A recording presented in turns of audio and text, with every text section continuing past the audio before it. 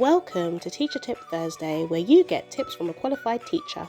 In this video, I will be continuing on my series of how you can teach your child how to read, but this time we'll be focusing on Phase 3.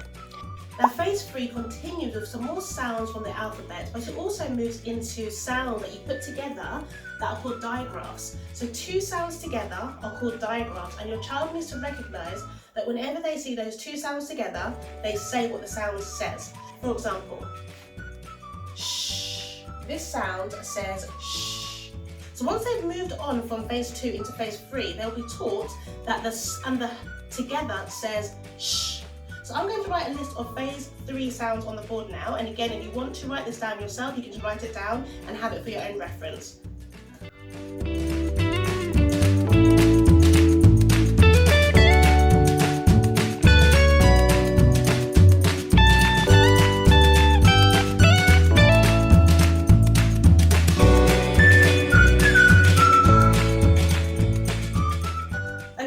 Sounds and here are the tricky words, okay? Try not to skip the step.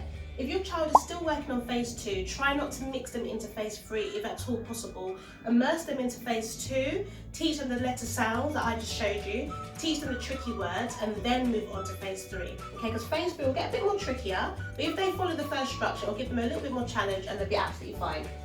So now you move on to Phase 3. J, w, y, z. Two sounds together making one sound.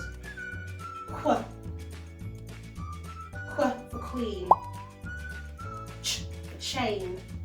Sh. Ship. So can you see what's happening now?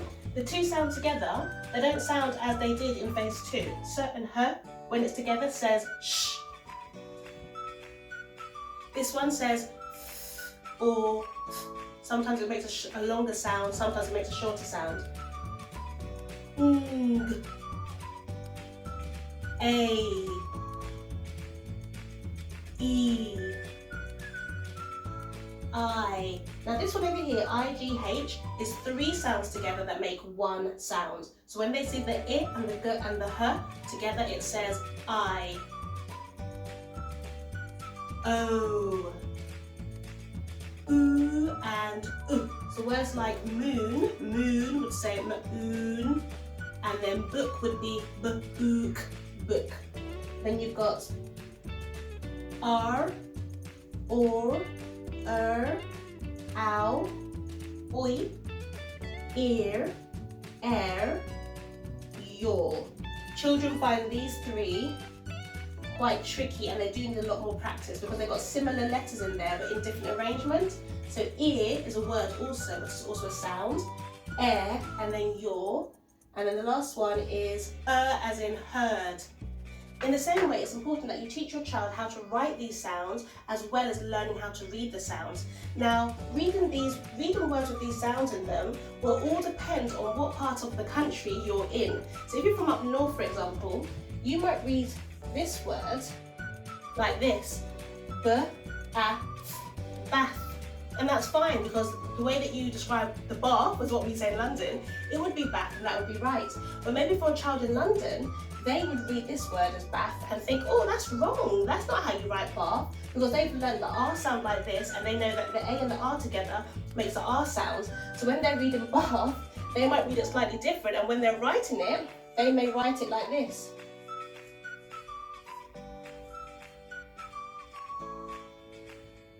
Bath.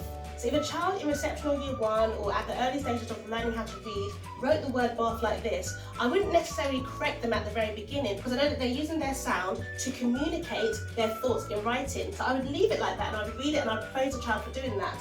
The only words I would correct at this stage would be tricky words or words that come up time and time again. So these are tricky words over here. You've got he, she, we, me, thee. They all rhyme, so you can talk to your child about rhyming words. And also in Phase 3, they haven't learned about the long sound and the short sound yet. So when they're reading he, they wouldn't read it as he, they would probably read it as he. Yeah? So that's why we teach these tricky words over here, and you just encourage your child if you're doing lots of activities with these words, lots of, flashcards, get them to read these tricky words over and over again until they're quite secure. So that whenever they are reading a word in a book and they come across these words, they will know automatically what it says. you, all, are, was, her, they, my. So they are the tricky words that they will be able to read, okay? As they progress further, I would then show them the correct spelling of words that they may frequently be getting wrong. After they've learned all these and learned to read words like, ship, like coat, like chick. Yeah, they've learned words like that. There's also a pattern that they probably are getting used to by now, which is boom, boom, boom, boom, boom, boom. So for example, cat, that was from phase 2. Dog, phase 2. Ship, coat. There's a pattern there. When they move into phase 4, in phase 4 the pattern changes slightly. So now that they're in phase 4, they'll be reading words like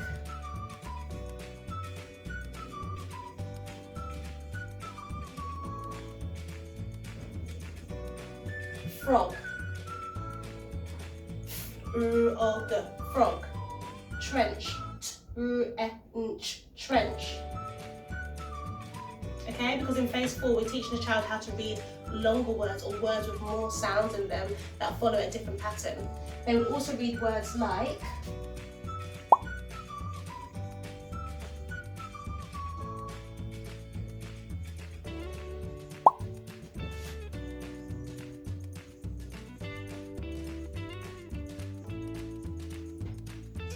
Manchester, man,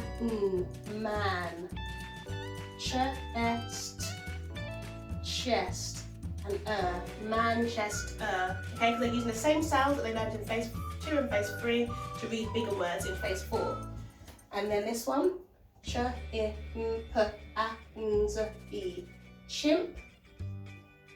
or chimpanzee.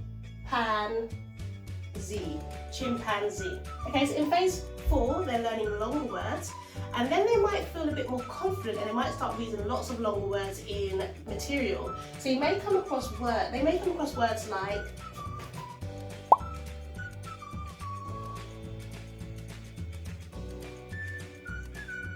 like this one, but there's something different will happen now. So for this one, this bit of the word would be a bit tricky for them because they haven't learned this 2-letter sound, the digraph. It's not in the phase 3 sounds. So they might read it like this.